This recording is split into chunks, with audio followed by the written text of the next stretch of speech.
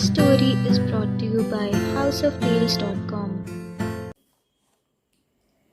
प्रिय मिष्टी, जानता हूँ यह खत मुझे बहुत पहले ही लिख देना चाहिए था, मगर नहीं लिख पाया। कोशिश तो बहुत की, पर खैर आज लिख रहा हूँ। कुछ कहना है तुमसे, बल्कि बहुत कुछ कहना है तुमसे। तुम्हें पता है मैं तुम्हें मिष्टी क्यों बुलाता हूँ? क्योंकि तुमसे भी पहले मुझे तुम्हारी आवाज से प्यार हुआ। रोज सुबह जब हमारे नए पड़ोस से उस कृष्ण भजन की आवाज आती तो मैं अपनी सुध-बुध खो बैठता, और अस्तित्व से अनजान मैं उस आवाज से इश्क कर बैठा। तुम्हारी आवाज सुनकर मेरे दिल से बस एक ही शब्द निकलता, मिष्टी। और उस दिन से तुम मेरे लिए मिष्टी बन गई। मुझे आज भी याद है जब मैंने तुम्हें पहली बार देखा था। तुम आसमानी रंग का लखनवी कुर्ता पहने कॉलेज की लाइब्रेरी में किताब पढ़ रही थी। तुम्हें देखा तो बस देखता ही रह गया। फिर कॉलेज के बाद जब तुम नदी किनारे बैठ कुछ न कुछ अपनी डायरी में हमेशा लिखा करती, तब मैं तुम्हारा पीछा करता ताकि थोड़ी देर और सही पर तुम्हें देख सकूं। ये सिलसिला लगातार 1 महीने तक चला। फिर मैंने ठान लिया कि चाहे कुछ हो जाए, अपने दिल की बात तुमसे कहकर रहूंगा।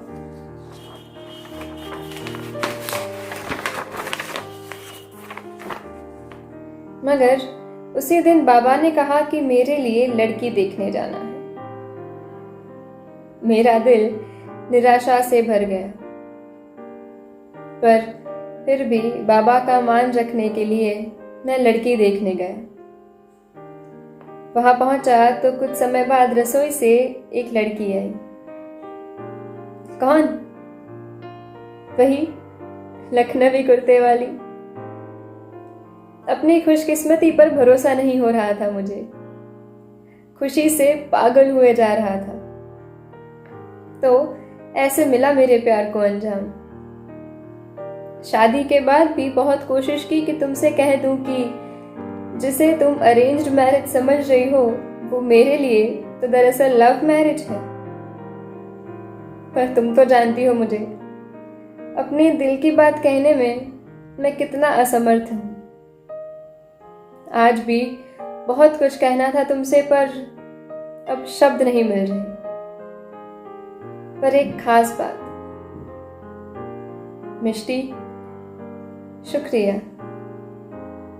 शुक्रिया मेरे इस फीके से जीवन में आकर उसे मीठा बनाने के लिए, मेरे शब्दों का सार बनने के लिए और मेरा पूरा संसार बनने के लिए। तुम हमेशा कहती हो ना कि सही वक्त का इंतजार करने में ही सारा वक्त निकल जाता है। तो जो वक्त अभी है उसी को सही मान के चलो। तो बस आज तुम्हारी उसी बात को ध्यान में रखकर यह खत लिखा है। पहले ही बहुत इंतजार कर लिया सही वक्त का, अब और नहीं। आज हमारी शादी की 50वीं सालगिरह पर मेरी ओर से तुम्हें एक तोहफा, मेरा पहला प्रेम पत्र। तुम्हारा प्रिय मोहन। वाह दादी, आपकी और दादू की लव स्टोरी तो बेस्ट है। अच्छा चलो मैं चलती हूँ, वरना दादू मुझे यहाँ ऐसे देखेंगे तो फिर पूछेंगे कि दादी की तस्वीर से क्या बातें कर रही हो। अब उन्हें कौन समझाए कि जो वो नहीं कर पाए वही कर रही हूं।